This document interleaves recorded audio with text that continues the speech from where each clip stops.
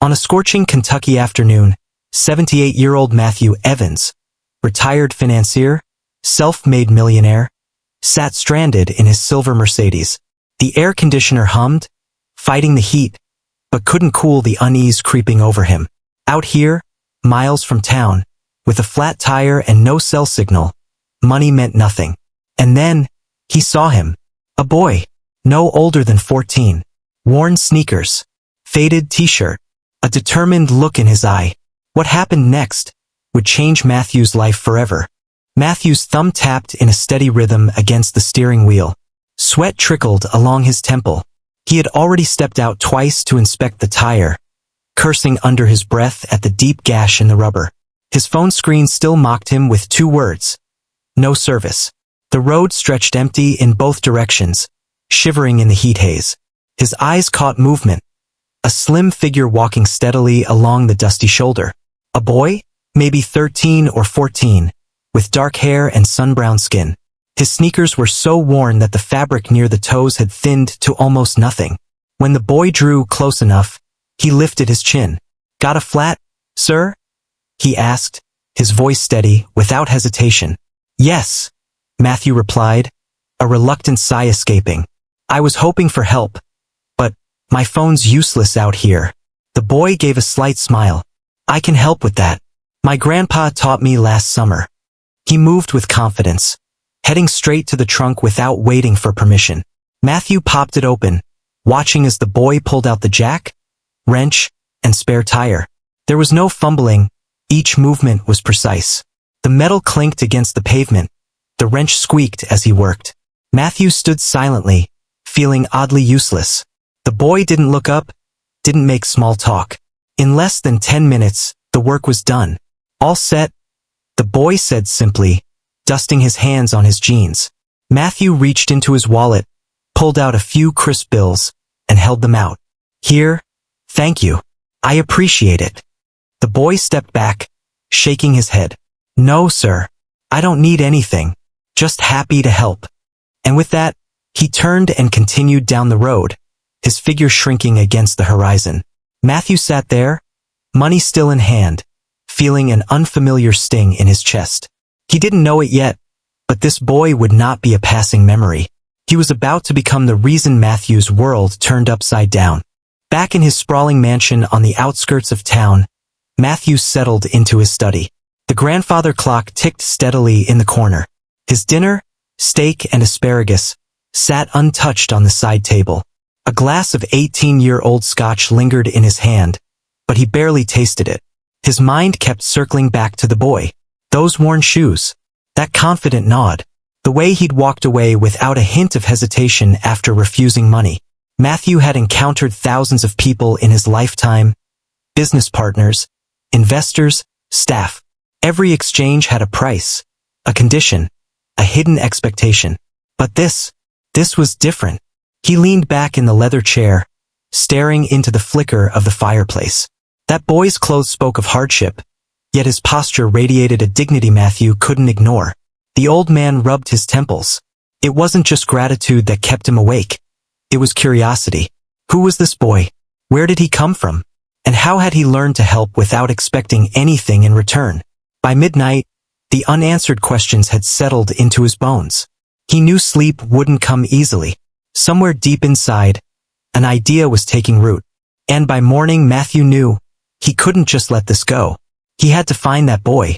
But in searching for him, Matthew would find far more than he was looking for. The sun was barely up when Matthew eased the Mercedes back onto that same stretch of rural Kentucky road. The early morning mist clung to the tall grass, and the air carried the scent of damp earth. His eyes scanned the horizon for any sign of the boy. Hours passed. He pulled into gas stations, leaned over counters in small-town diners, and described him. About 13, maybe 14. Dark hair, faded shirt, sneakers that have seen better days. Most people shrugged. Some shook their heads. But then, inside a tiny cafe off the highway, an older woman behind the counter froze mid-wipe of a coffee mug. "Sounds like you're talking about Elijah," she said, her voice warm but curious. "That boy's always helping folks around here. Lives with his mama over in Harlan." Harlan. The name stirred something in Matthew. He'd been there once, decades ago. A town tucked in the Appalachian foothills. Quiet, proud, and far removed from the glass and steel world he had lived in for so long. He thanked the woman, got back into his car, and began the drive. The road wound through rolling hills, forests bursting with green, and streams that flashed silver in the sunlight. But Matthew barely noticed the beauty. His mind raced with questions. What kind of life did this boy have? Did he have a father? Did he even know how much his small act of kindness had meant? Matthew didn't realize it yet, but the answers waiting for him in Harlan would not only bring back memories he thought were long buried. They would force him to face a truth about himself he'd avoided for decades.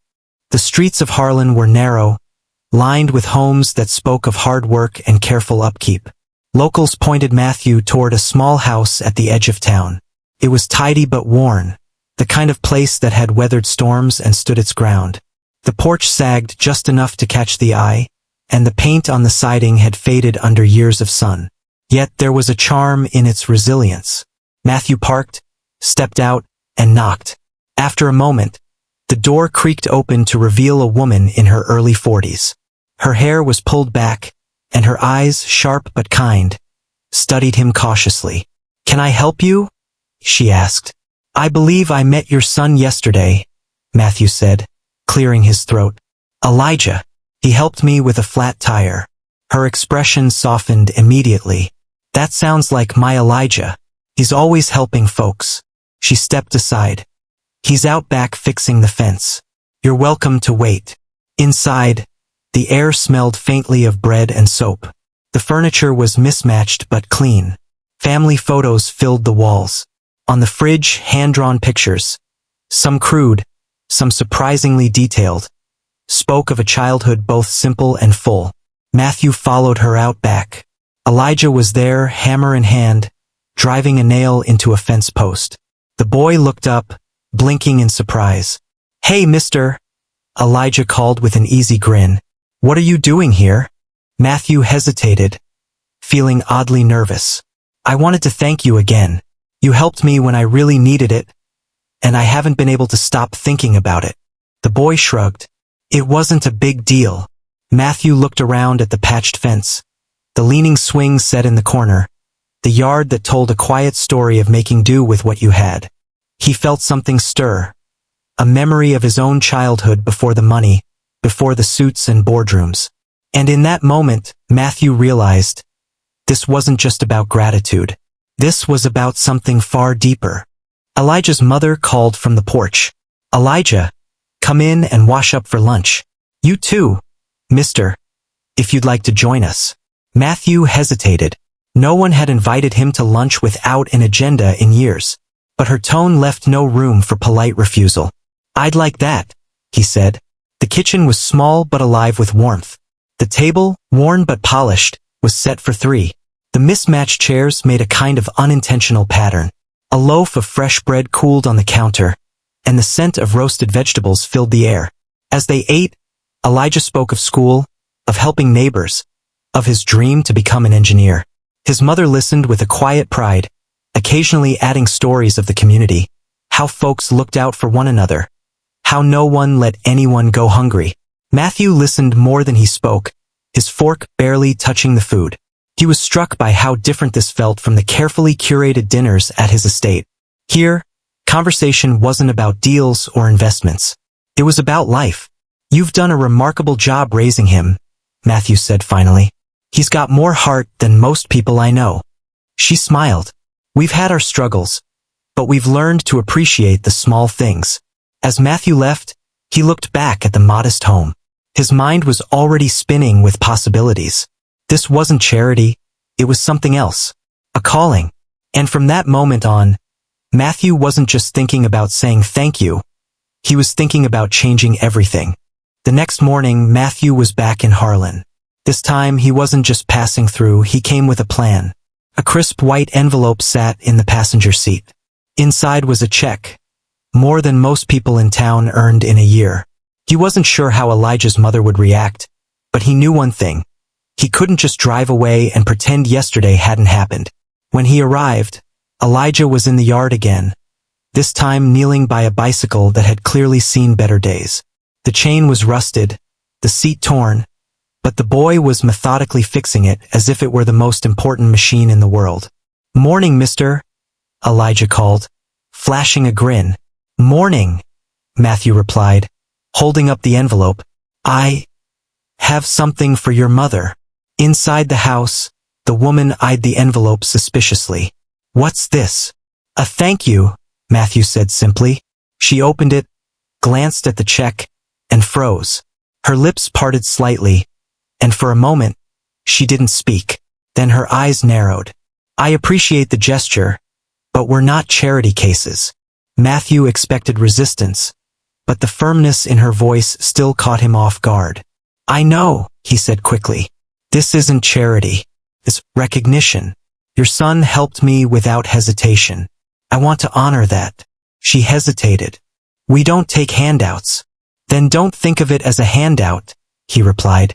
"Think of it as an investment in Elijah's future." Her gaze softened, but only slightly. Finally, she placed the envelope on the table and said, "We'll think about it." As Matthew left, he couldn't shake the thought. She was proud, fiercely independent.